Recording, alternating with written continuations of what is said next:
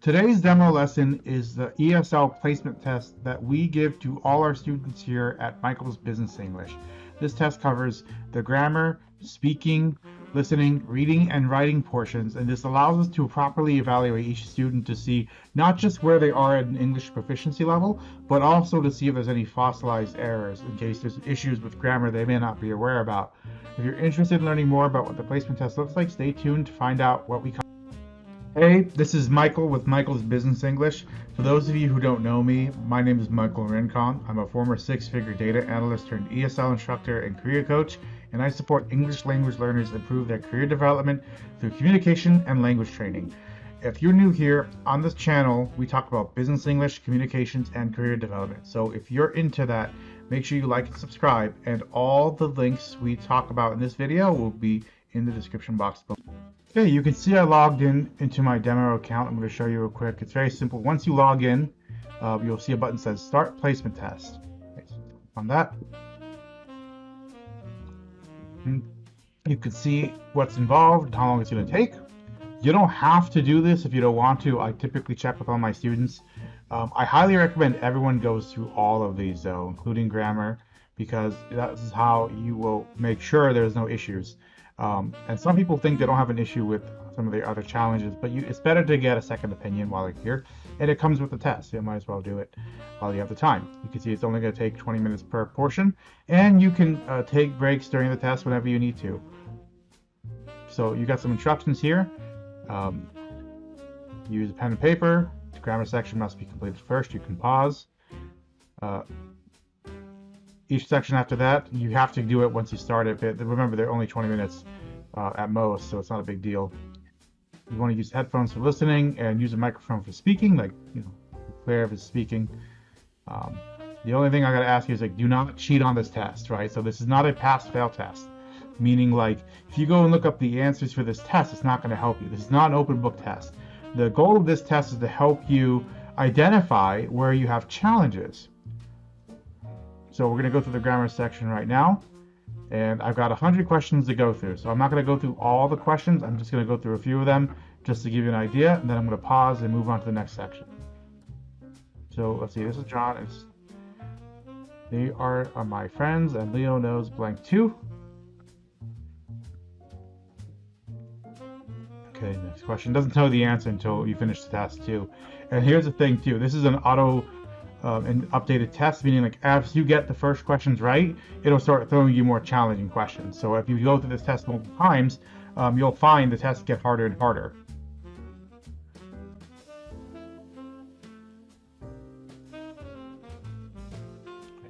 You're not supposed to say, I don't know if you don't know the answer, that's fine.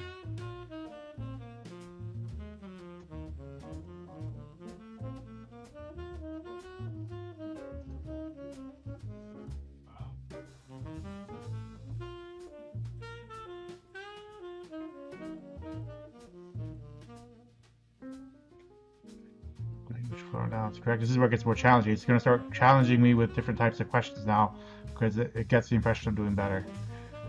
So this is an example of when people get trouble with, right? So shells, flowers. Which one's incorrect?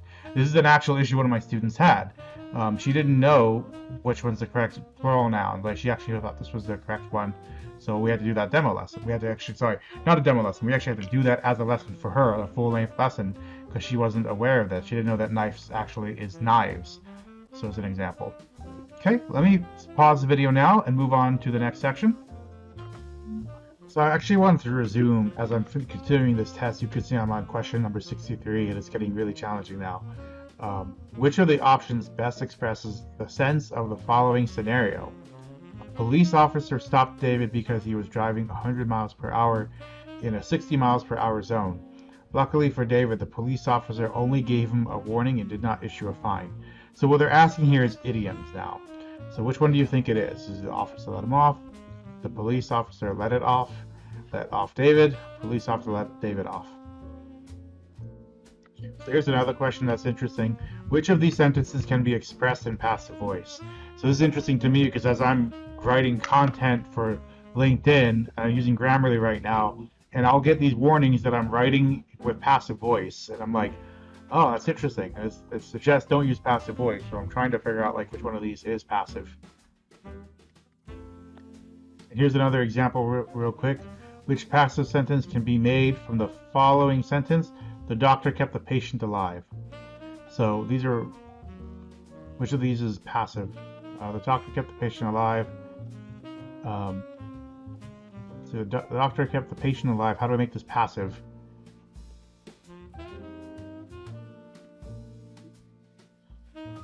Probably this one. The patient was, and here's a clue, right? So the doctor kept the patient alive. The doctor was kept alive by the patient. That's weird. No, but I don't want to answer these questions for you because I want you to actually think about this. But just food for thought. Like, why do you think it is and why? Which of these expresses disappointment about an event in the past? We're getting more into stronger challenges now.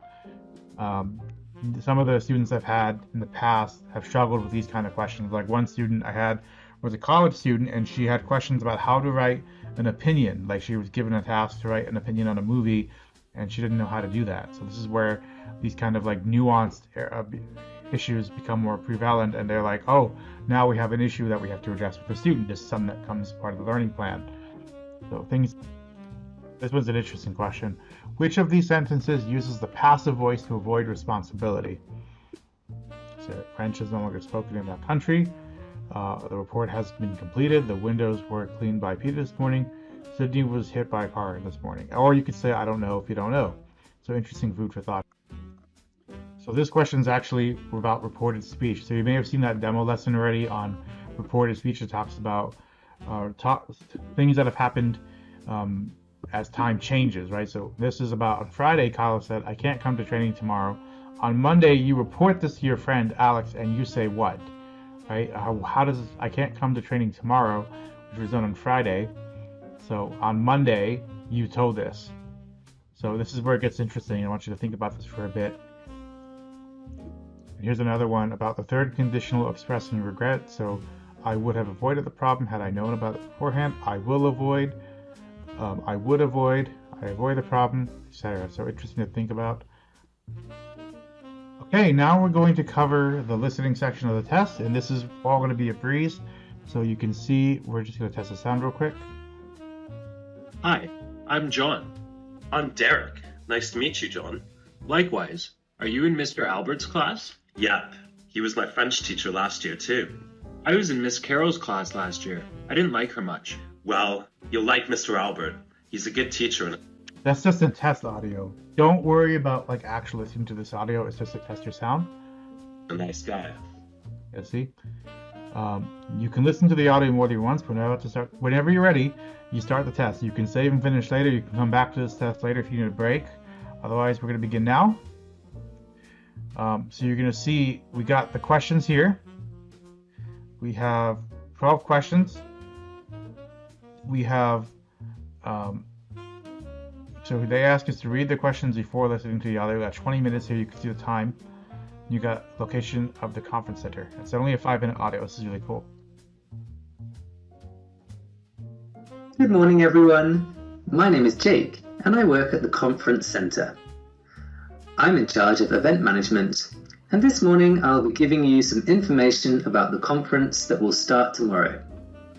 You will see that almost everything is set up and ready for the attendees to arrive. First, as you come through the entrance doors, you can see a desk on your left. The speaker refers to the desk at the left of the entrance as... This is the registration desk. There you go. What is that? Boom. Easy enough, see? There's a few things you can do, and you can listen to this audio multiple times. This is just to test your reading comprehension because that's a pretty easy one. Registration desk. See if we can do the other one. When attendees arrive at the conference, we will take their names and give them a name tag. Now, if you look to the right of the entrance, you can see a small stand with a mix of brochures. There's a brochure about the conference, which includes details of the speakers and timetable. So I got that answer, right? Like I probably shouldn't be, don't worry about taking the answers to the test because the test is randomized every time. So even all the sections of this test, like the listening section, it's going to be random, right? And hopefully you won't be listening to this test as you go along to this video, because that would be cheating. I'm going to move on because I think that's enough to see. You will find a thing in the C section, right? Area C. But listen to how they do it. They don't tell you like what area G is, right? They just say to the right of the entrance. So they're challenging you to take information in English and reframe it the way that it's being asked here. Kind of like how to think in English. Okay? Okay, now we're going to cover the reading section of the test. Again, they want you to read the questions before you read the text, but you can read the text as many times as you want. Here you go. Your text. It opens a new tab. And you basically get a blog post that you can read. So I won't go into this very detailed. You can just kind of see in the summary of this article, just under the title. In Brazil, the history of the dinosaurs is changing dramatically after the discovery of new fossils. Here's the dinosaurs alongside them.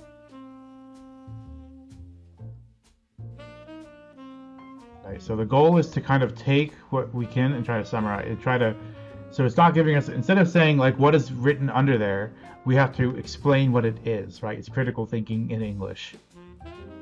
We're trying to rephrase it in English, right? So not going to go through the whole thing, just that's enough to show you what it is.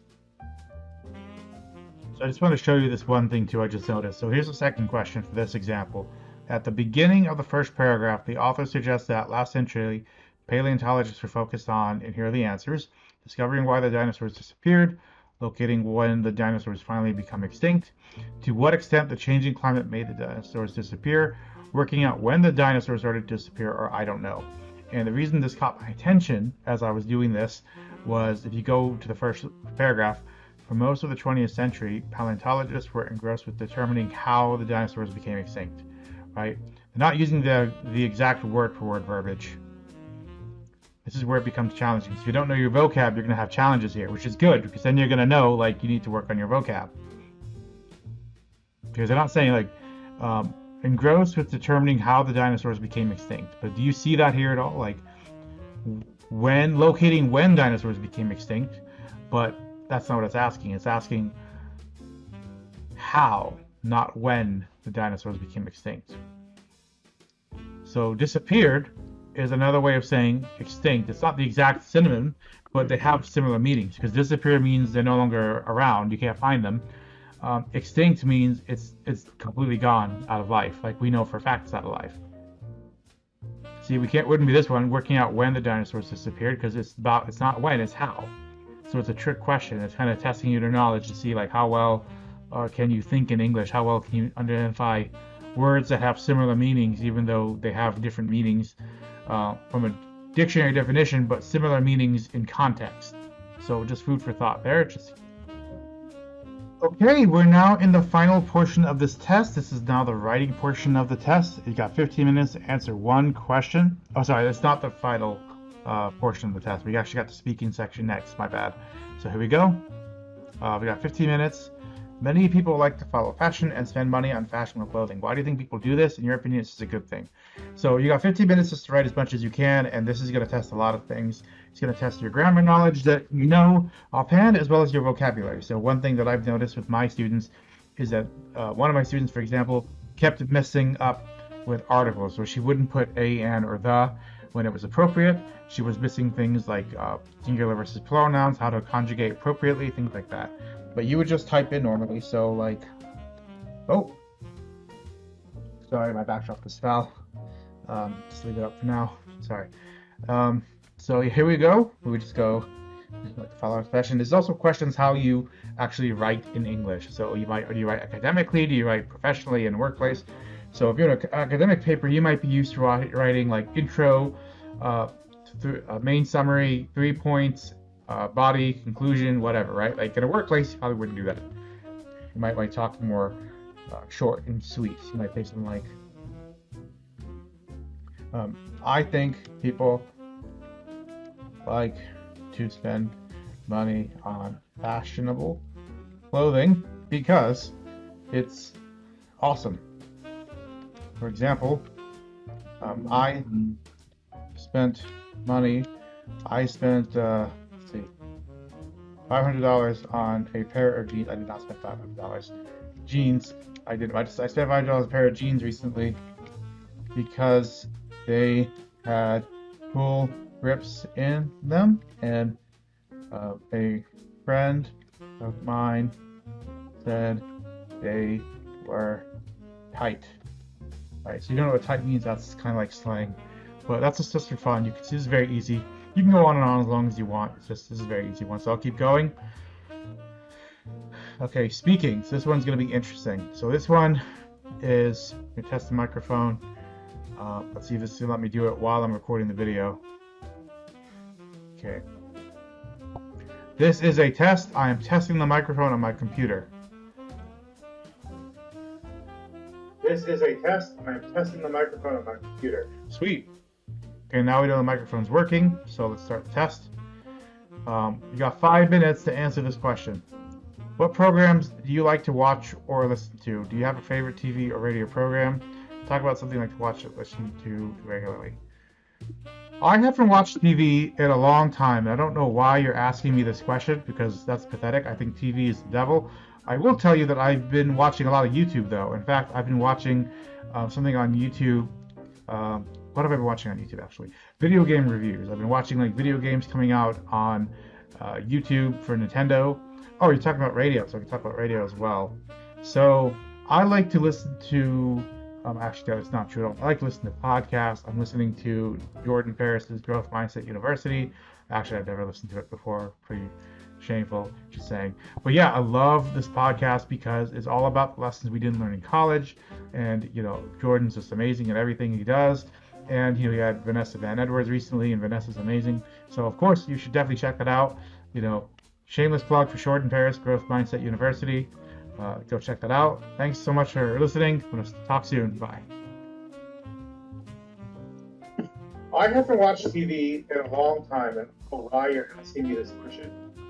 Cool. See, like, this is the reason that it's recording the audio like this is so I can kind of get a free-form understanding of what you sound like, how you talk, how you answer questions, pretty informally without having to think about it in a group setting. It's just a safe environment of the test. Okay, we're going to finish the test. Saving. Okay, now you got to contact the teacher. Cool. Okay, so after the test is done, I have to go and actually release results so that you can see it. The reason I do that is, I'm not sure why I do it that way, honestly. But anyway, now you can see you're back in the student portal, and you can see placement test results, March 29th. Let's look at it together. It's not looking good. Here's my photo. That's me. I call that support for my demo. And you can see my grammar proficiency level is B2. Click here to see a note. You can see what this means. What does this mean?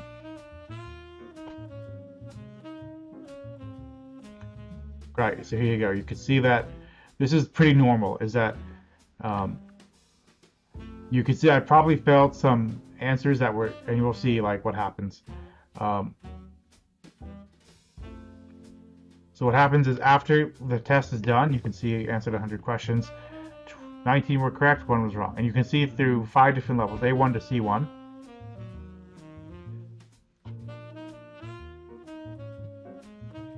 You can see what I failed, right? So like gap analysis shows all the questions I got wrong. So 3, 6, 10, 11, 12, right? So there's going to be, and it tells you which ones I failed, what level it is. So, right. Possessive adjectives I screwed up. This is the answer I put in. I put in her. Her sister's name is Tiffany, and the correct answer is my, and here's why. I'm Kate, and this is my sister, right? Like, I said her sister's name is Tiffany, and it should be my sister, because the person speaking right now is me in the first person, because I'm saying my, even though I'm a guy. I really like these shoes. I especially like, I said this one, it's actually the ones, right? This one, I said this is a, this one, this is a, let's see what this is. Oh, well, let me look at it. I can launch it from my student portal. So that's one of the things being a teacher. But like you can see the lessons I need now. this, that, these, those ones, and versus one. So that might be another demo lesson. Probability, can, could, can snow today. That's 50%. Worst or worse, right? So adjectives, comparatives. I got lots of work to do, guys. I need to go get myself an English teacher, right? Like, let him off the hook. Can't believe I chose this one. The police officer let off him. I'm gonna clearly screw that up. James wishes she could meet you for dinner. Met you. Wishes, past, present. So interesting answers here. So now we can look at these are ones I didn't even provide an answer. Countable, uncountable, interested, phasal, passive. Man, I got lots of work to do, guys. Now here's the listening results, right? You can see that I got it 100%. Boom, look at that. Got that perfectly right. The grammar's results in this section support the grammar proficiency for B2. Okay. Reading results. Oh my god, I got half of them wrong. This is interesting. The reading proficiency, the candidate's results in this section do not support the grammar proficiency. Weakness in reading skills compared. Oh my god, this is awful. I can actually do the text to see it myself, so I can go back and double check to see how they got it wrong. Writing results, right? So there is writing and speaking are not scored, and instead, like me as the teacher, I will go through and like review it myself and see if I notice any issues manually, right? So you can see, and here's the speaking. I haven't watched TV in a long time. God, I hate my voice, man. I need to go see a voice coach. Okay. Right. There's a couple of things I wanted to show you before we end this lesson. So the first thing I want to show you is that I forgot to mention, you also get a certificate. So you can see here, you can create a certificate. As a teacher, we can provide, this is just something small, it's nothing special. Just gonna show you real quick. You can see it says support because that's what I put my name as for this character, support. It shows you proficiency, what you completed, proficiency level. So if you need something to show you, like if you need something for like work, like you have now a certificate that you can now add to your portfolio, that you can add and say, hey, no, I got graded by Michael's Business English. This is not the same thing as an IELTS or TOEFL or TOEIC, so don't misunderstand that, because if you want to get a visa, then you will need that. Very likely will need a TOEIC or a TOEFL, depending on the country you're going to, so just keep that in mind. But this is great for more informal, like if you're going to a company in your country and they want to see your proficiency level now, and they just want to make sure you're fluent in English. They're going to want something like this could help you show that you have some fluency in English. Another thing I want to show you is that your learning plan. So if you remember the results, you can see all these things I got wrong. Now we have a learning plan for you, so we don't have to worry about what lessons to work on. What we do now is we already have your next 12 lessons created, and then from there we can add additional lessons. Like I can actually customize it, actually add new lessons. So maybe like, let's see, it's this English. So maybe I want to add emails and negotiation meetings, because we didn't do actual business English testing. We didn't, we only tested the grammar. We tested the foundations. Once we start doing this, that's just level 1. Once we have that foundation stuff, we can also jump in and start looking at this other stuff like presentations, meetings, what words you choose, right? We can also skip the lesson plan entirely and just go straight to business English, which is a lot of my students do that too. They don't really want to get the grammar down. They don't want to worry about the articles. They just want the business English vocabulary and idioms so they can be more prepared for work. So up to you, depends on what you want to do. Anyway, thanks so much for watching this demo on the ESL Placement Test. I hope you enjoyed it. I'll see you guys in the next video. Thank you.